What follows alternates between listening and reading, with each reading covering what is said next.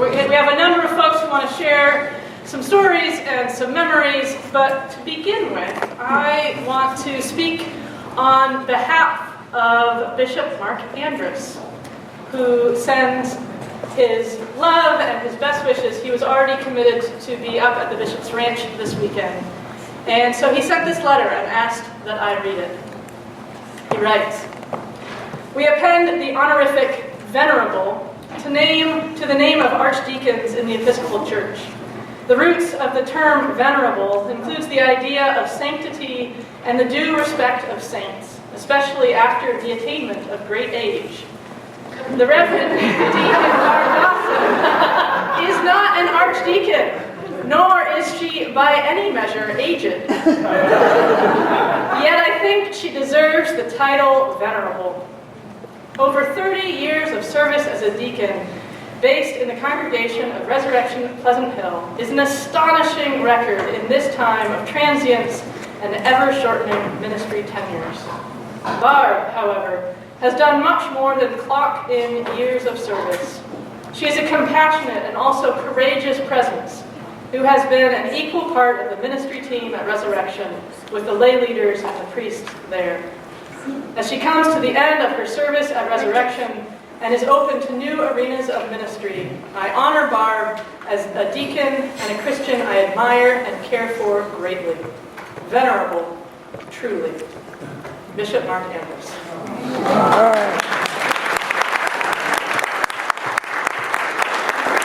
And so let us raise our glasses to the Venerable Barbara Dawson.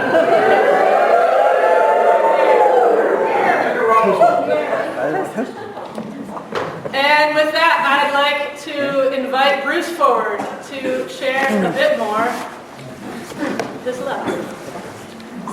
Thank you, Liz. Well, I think you all know that I think Barb's pretty cool, and so I want to say one or two cool things about her, and then some what I think are interesting things about her. And maybe some of you know this. This is kind of a serious thing, but I got to say it because it's so true. Barb Dawson is one of the hardest workers I have ever been around. You all need to know, and I think you do, that she has, throughout her whole ministry, had a full-time job as a partner in a property management firm. And I can't tell you the times that she goes from work to church and back to work. And I especially remember those late nights and early mornings that Barb and I would be at a hospital. And by early mornings, I mean like 3 in the morning with someone. And then I would go home and crawl into my warm bed and sleep as long as I wanted. Barb probably got home just in time to brush her teeth and get to work. But I so admired her just commitment, but also all the time and energy she just freely gave to this church. It was just amazing. And she's just such an amazing worker. So anyway, that's all, and VBS, all that stuff, take that. I don't want to go on too long. Now, here are some things that I think we should chronicle about Barb. Have you ever noticed on a Sunday when Barb is trying to communicate with acolytes that she has hand signals? I have yet to understand them, but you know, she has like her program here, and she'll be going, and then she'll look at me and she'll go kind of like, and I feel like I'm a batter waiting for looking at my third base coach. Picked up the signal. And it was just hopeless at times. So that's a way of acknowledging that, Barb, I never really understood the signals, but thank you for trying to help me. I really appreciate it. Barb is a master at herding cats. And I confess to being one of the biggest cats that she had to herd. And that makes me think of another serious thing I want to say, and that is Barb's ministry with the acolytes here at this church over those 32 years. Barb just took that on, and she had to deal with some real characters like my sons. And she really seemed to enjoy working with those young people, and I think it was a great testament to the way that kids are included here in this church. Barb was just great with the acolytes, which leads me to try to correct something, a myth or a story that circulated around this church for a number of years, that Barb Dawson and I lit an acolyte on fire at a Good Friday service. Okay, here's the truth. The acolyte caught on fire. Kids, don't worry about this. We put her out very, very quickly. And the service continued with solemnity and the smell of burnt hair wafting through the whole church. But that was fun, and memorable, but no intentional thing. We were responsible with that one. Another thing about Barb is Barb really does have a great sense of humor. And my favorite thing to do is to see her start to lose it. Something will go wrong in church and she's trying to correct it, and all of a sudden she starts getting red, and she starts shaking, and she gets tears in her face. She takes things in stride, and Barb, I've always appreciated that, because I know how organized you are, and I know it must drive you, did drive you nuts working with me, but you were really good, and I loved it when you started laughing. And to her sense of humor, some of you may know that for many years, Barb Dawson and Laura Janella, who I know wish could be here today, the three of us did a lot together. And I just had the hardest time getting their names straight. I'd call Barb Laura, Laura, Laura. I don't know what I was doing at the time. And one day I started to call Barb Laura, and I caught myself in midstream, and I came out with Larb. And from that moment on, when I just couldn't decide which one I needed to talk to, I just said Larb. And it's not a very nice sounding name at all. But to both of their credit, they both thought it was okay, and they humored me and went along with my inability to get their names straight. But I'll always think about Larb periodically. Sorry, Larb. I do want to point out that as many of you, I love these decorations on the table, these SC colors. And as you know, Barb is an SC alum, and I have to say one nice thing. Nice thing about SC alum. Barb is the nicest, least obnoxious SC alum I have ever met.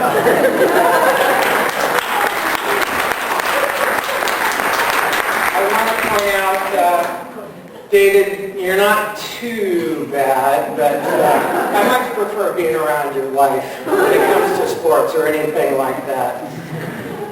And then one quick final thing. As you know, Barb is well, as I said, she's really outspoken, and truly, Barb, I value that. But that means that, Barb sometimes can be pretty feisty. And I believe, didn't someone say you received greetings from Ed Kineski?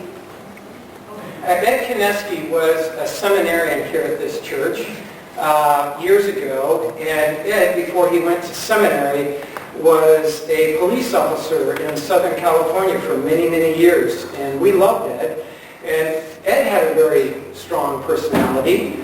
Barb has a very strong personality. And there was one Sunday that I remember going into the sacristy, and there was Barb and Ed, kind of toe-to-toe, back and forth, very dignified, but neither one giving ground. And I thought to myself, man, I should sell tickets to this event. This would show people you can disagree and be very forceful about it. And I don't know who won Barb, but I know that was Barb. Yeah, okay, Barb. And then my final little comment about Barb is that I think, do many of you know that she doesn't like Amazing Grace, the hymn? Do you know that? Well, Barb doesn't. And I used to enjoy funerals where we would have to sing Amazing Grace. And I would look at Barb, and you'd never know she didn't love it. She'd just be singing it with her usual gusto. But after one particular funeral, I believe it was, she said to me, you know, Bruce, if you're alive when I die, and you're at my funeral, and you allow people to sing Amazing Grace, I will come back and haunt you. And Barb, I've been thinking about that. And you know what? I can't think of a better person I would rather have come back and haunt me than you. So if I'm alive, which is probably doubtful, but if I am, and if I have anything to say about your service, you just never know what I might do. I love you.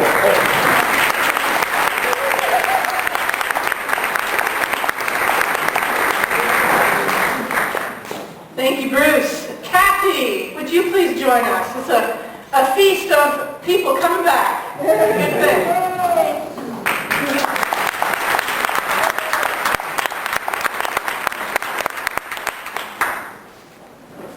Thank you. Where's Barb? There you are. I first heard about Barb actually many years ago when I was an associate at St. Timothy's. Barb was the mysterious deacon at Church of the Resurrection who used to pick up and deliver the molds for the Nicholas Day cookies. And I could never understand for the life of me how Church of the Resurrection could hang on to a deacon for such a long time, because I had never met her. Then I came here and had the privilege of getting to know and work with Barb. And I realized then, Barb, why it is they held on to you so tightly for 30-some years. Barb was always, for me, one of those people who you knew you could depend on, who would just fill in the gap or lead when necessary and follow when that was appropriate. And especially when Bruce left, of course, Barb became my rock, actually, the one who I knew I could partner with, and it would be okay because Barb was here. Personally, I'm not thrilled with the color of the flowers. Me neither. Bruce had nice things to say about Barb as a USC alum, but...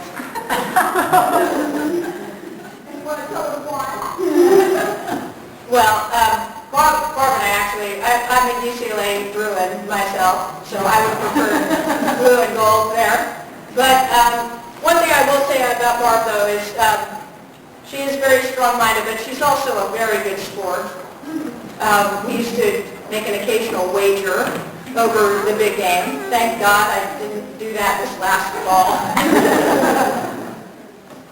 But one of my favorite memories of Barb, actually in that regard, was we wagered that whoever team lost the game had to wear the hat of the other. So that was the year that UCLA was like 2-9, something like that, and they beat the Trojans. So Barb graciously, talk about amazing grace, graciously wore a UCLA hat. And I think I don't know, there might have been a little bit of a smile there, but I was afraid to go out into the parking lot. But really, Barb, what I'd love to say is, it was just a blessing for me to be able to partner with Barb in ministry in a couple of different capacities. And we started out as partners in ministry. It means a lot to me, Barb, that we ended up as friends. And I know that will just go on and on and on. I just wish you many blessings in whatever adventure lies ahead. I hope to be able to be part of that with you as your friend. So, God bless you. Love you.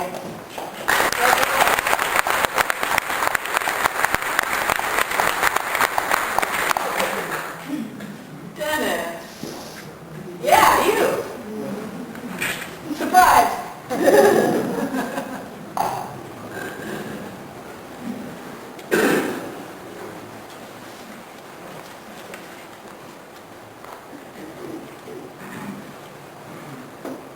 our daughter was one of the acolytes when Lego was set on fire.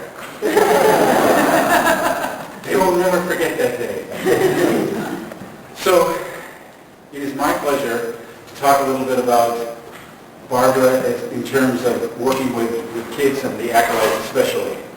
And by the way, back when my kids, and all four of my kids, by the way, were acolytes here, but when the first two, Lainey and Darcy, were just starting to be acolytes, there was a term for Barbara that was, very heartfelt, and that was the Holy Terror. And I'll tell you at the end how that turned out, because it turned out very good for my kids that she was that way. But the important thing was that Barbara gave them the idea that there was a way to do this that was right. There was a way to be here on time, get things done, etc. And Bruce was talking about the hand signals, but the acolytes also had the eye signals. And so those counted also. So I asked Barbara a couple of questions, and some of the things that she told me were all the kids over the years are special to me, and they feel back to you the same exact way. It's nice to be around long enough to see how their lives progressed, is how Barbara feels. And let's face it, these kids that she started working with are in their teens, their 20s, their 30s, and now their 40s. And so Barbara has, knows them and has watched them grow, which is just wonderful. She also feels that the other people in the church were important, but the kids all had a connection to her. And that's when I talked to a few of the kids, by kids, they're adults now. But that's what they said, was that the connection was with her. And what Barbara said was it's fun to see them develop relationships and friendships. She also, by the way, really appreciated Laura Jamello's ideas and her leadership, because Laura was really an important part of the whole kids world, and so Barbara and she worked closely together. She also said, I cared about the people and they cared about me, and that is so true. Now here's the interesting thing. Barbara grew up in Utah, where women were not allowed to be priests and girls were not allowed to be acolytes. So when she got here, she immediately became a deacon, and she immediately started having girls become acolytes, which was amazing. Because I remember when we first got here, and two of our daughters became acolytes very quickly, it seemed like there were more girl acolytes than boy acolytes for at the beginning, which was just an absolute delight.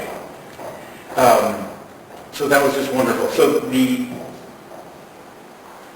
when I said the Holy Terror, and then I talked to one of my acolyte friends, my daughter Lainey, and she said, she trained us to do our best. We didn't want to disappoint her. And that's how they felt, and that's how they grew up. And that's incredible. So, bless you.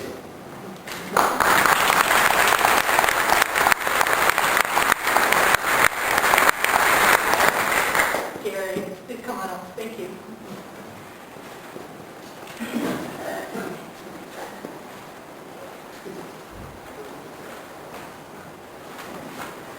When Carrie asked me to recall and talk about some memories about Barbara, I told her that I would talk about the plays that we have presented here. The first play that we presented was Family Portrait, about the last 3 years of Jesus' life, when a prophet has no honor in his home country. Jesus does not appear in the play, but his brothers resent the dishonor he is bringing to the family. The play was presented on Broadway in 1939, starring Judith Anderson as Mary, in the time when religious plays still attracted audiences there. Nancy Baker played Mary in our church production. But one of the most memorable performances was Bruce Smith as the fishmonger. I always asked Bruce to be in the play and found a small part that did not require a lot of rehearsal. Someone early on in the rehearsal time brought Bruce a dead fish to wave about. And although it was kept cold for weeks, it became quite smelly by the final performance. For our second production, I gathered people together to discuss what play we would present and to bring examples of those plays. Arthur Bevan brought 3 plays from the British Theatre, including Murder in the Cathedral, If Pigs and I Could Fly. We might pull that off. Arthur has gone back to England, and he did many fine things for our church, but theater advice was not one of them. Instead, I suggested the Thornton Wilder play, Our Town, which Arthur thought was lightweight, and he did not act in it. It turned out to be a very suitable play for our parish, and Jeff Strathmeyer played the stage manager in all 3 productions, the last one in 2013. Barbara played Emily in our first production, and Ken Rep played George. They were both a little long in the tooth for those parts. And Kim's mother, God rest her soul, told Tim that he was too fat to play high school. But Barbara was that same blonde beauty that she has always been. And the last scene, when Emily returns from her grave and talks to her mother about why we do not really look at each other in our life, that scene was golden. At rehearsals, the cast always circled up for prayer at the beginning, and the cast member would offer that prayer. I believe that idea was started by Laura Gianello. I still remember Barbara's prayer of thanks when she expressed gratitude for all of the proceeds going to charity. We did 17 productions and raised thousands of dollars for outreach. But the real riches were in the hearts and the life of the people of our parish. I want to say one other thing about Barbara. We did a production called Windows and Mirrors. It was a lot of scenes from the theater. A window is a place where you look out to see life. And a mirror is a place where you see the reflection of life come back to you. We did songs from Les Miserables. The choir dressed in French costumes, and they sang, what's it called?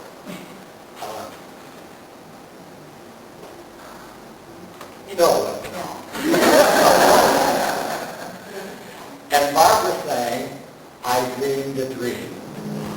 And it was a beautiful song, very attractive, wonderful production. Jeremy was in one of those plays when he was 11. He was in I Remember Mama. And when he came back to the parish many years later, he said, do you remember me? And I could not remember him. And he said, I was in I Remember Mama. And then I remembered who Jeremy was. Well, a few weeks ago, or so, he was cleaning out some things in the office for Liz's arrival, and he found all the films that we made of all of those plays. And I noticed there is kind of a rumor around about me that I get people to do the big things that they don't want to do. And I would like to say that I don't operate that way. I bring people together and say, who wants to be in the play? And then we I go and stand by the people that I think would do it. And I remind them of the talents that they have. And I get people to do costumes. I get people to go on stage who think they never wanted to go on stage. And I'm going to stand by Jeremy one of these days and say, Jeremy, you know to have that last production of 2013 of Our Town, and I would like you to present that some night, and to invite people to come and look at it, and to pay donation, and it will go to the food bank or someplace good. And I'll stand by and we say, okay.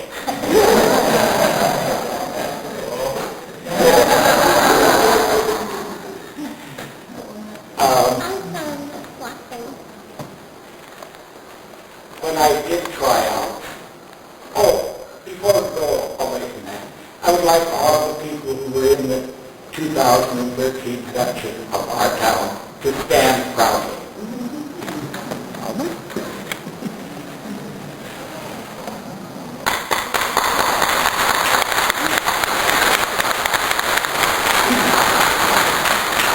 Now I want Barbara to come up and stand beside me. It's always good.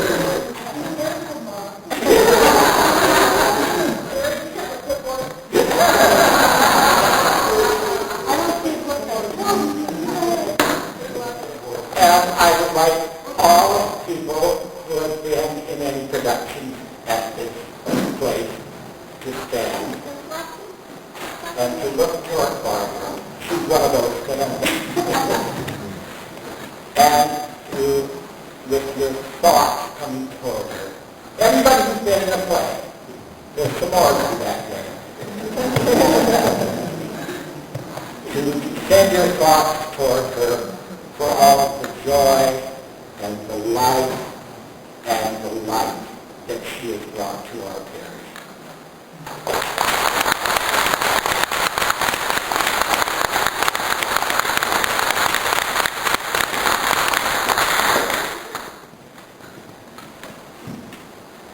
And Jeremy, last but not least.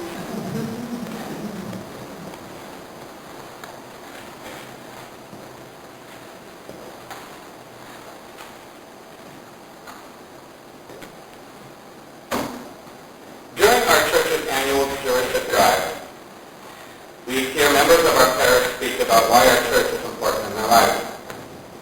For me, one of the most important things that make our church special is the people that are inside of it. But there are always people who can have profound effects on you. And for me, that person is Barb.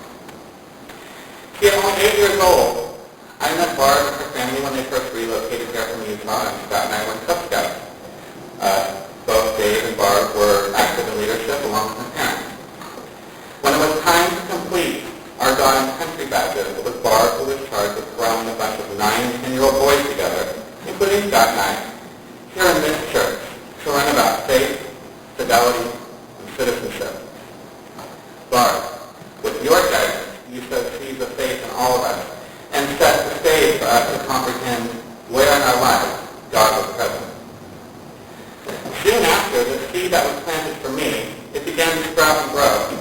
Because of this first experience, I wanted to be here in this place.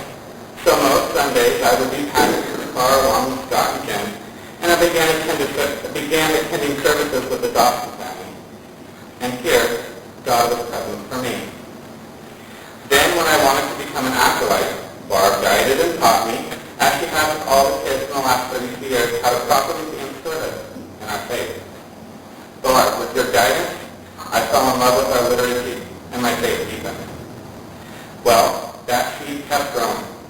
When I made the decision that I wanted to be baptized, and after being counseled by Barb, and Barb assuring my very Protestant parents that yes, we were Catholic, we just weren't those Catholic. I was brought into the body of Christ by Barb with the sacrament of baptism. Barb, with your guidance, I realized in part because of Barb, I was able to participate in church events, like I Remember Mama, where I found my love for theatrics. Also, thank you, Gary, for giving me the part. And with the theatrics, some might say I have a natural predilection for that. Right, who knows? Then, as often happens, there was a time that I stopped coming to church. And I thought that maybe I was too cool for church and God and such. Trust me, I was real cool. And during that same time, I realized that I was gay. And being able to fully understand something that was so innate in me was at one time natural, yet utterly terrifying for me because, as so often happens, I was bombarded with all sorts of negative information around me. The one that stuck with me most was that because I'm gay, that I would somehow be separated by God, or separated from God. But with a good defense up, as all young adults and teenagers have, I resigned myself that this was true and went on with my life. But a few years into adulthood and close to Easter, I had this deep, overwhelming need and desire to be present with God. And on Good Friday in 2000, I found myself walking through the doors of this church. And there was Bruce, Barb, and Laura. There's a theme here, right? After services, I had a private meeting with Barb. Not one that I had planned to have, but one that was desperately urgent. I had to come out. I had to confess to her that I was now someone that was to be forever removed from the presence of God, and I realized that I was lost because of it. Well, wasn't I surprised to be told these things very matter-of-factly? That's it. Barb is really good at that. One, I was still a child of God. Two, I was loved by God no matter what, if I was straight or gay, and that the love of God is unconditional if we want it. And three, as an adult, I may find my way in another place of faith, but this place will always be my home.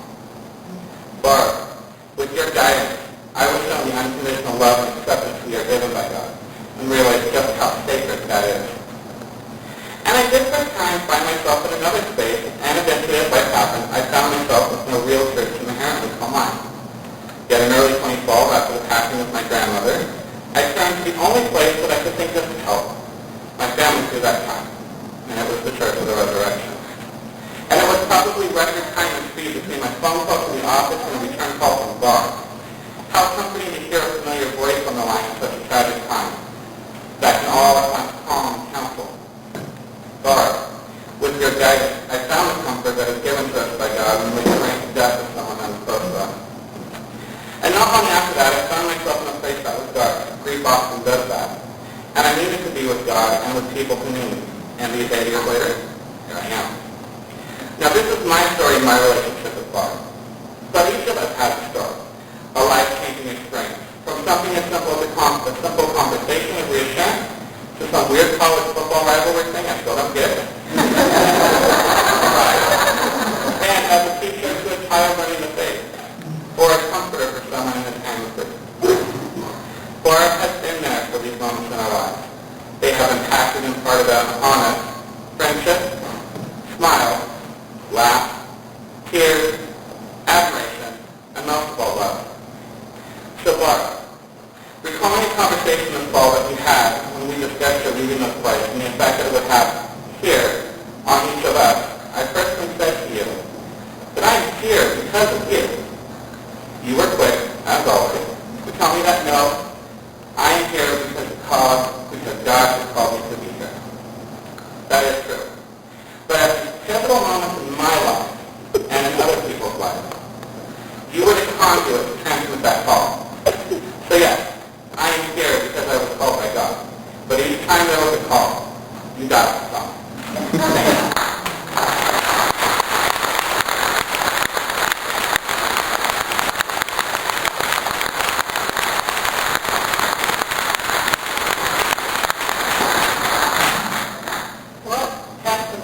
Thank you.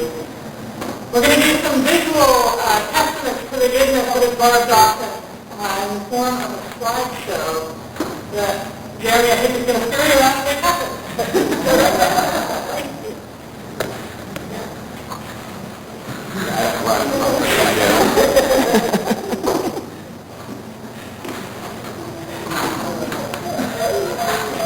Turn lights back on. Thank you.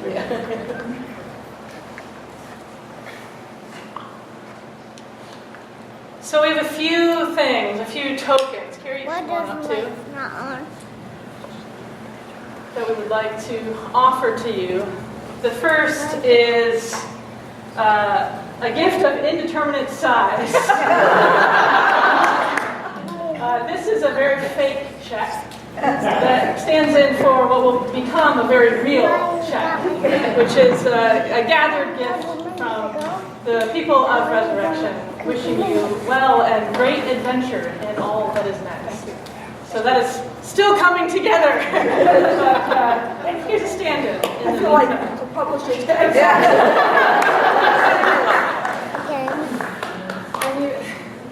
We've also been working on a memory book for you. For any of you who haven't seen this or haven't had a chance to write in it, there is still opportunity to do this. This is like the indeterminate gift. It's not done yet either, but you'll get this shortly. But it has all the special memories. The people have written stories and photos, and it's going to fall apart if I open it. But it also has this special mosaic that is part of our church. So if you haven't seen it, just let's not do that. So we're excited to gift this to you, but we're not quite done with it yet. So all the special memories we're sharing with you. Thank you. Thank you for all that skinny.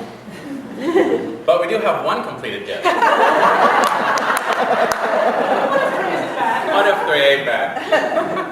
So off of the slideshow, Pat was gracious enough to actually produce a photo book, memories for you. So I wanted to give out to you as well. Thank you. You're welcome.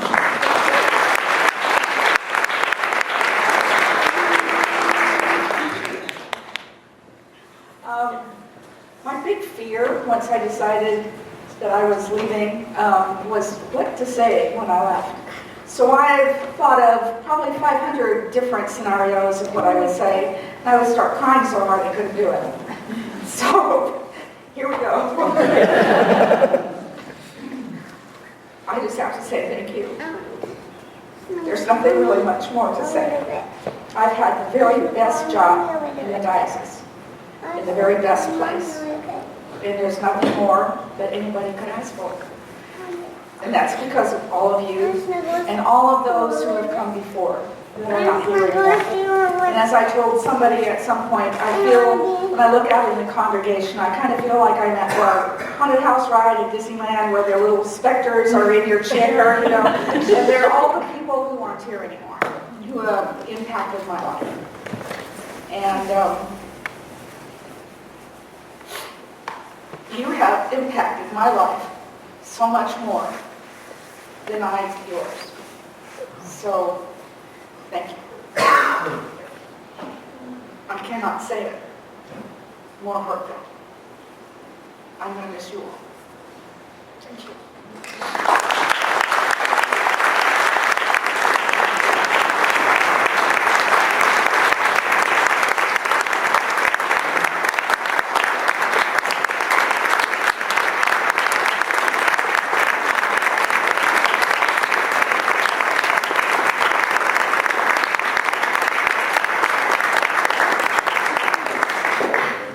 Everybody can remain standing. After every service that we are here for on Sundays, and every special service that we have through any time of the year, Barb always closes with "Go in love and peace to serve the Lord. Thanks be to God." So it's time for us to do that for her. So let's dismiss this event today and let her know that. Barb. Go in peace to love and serve the Lord. Thanks be to God. Hallelujah.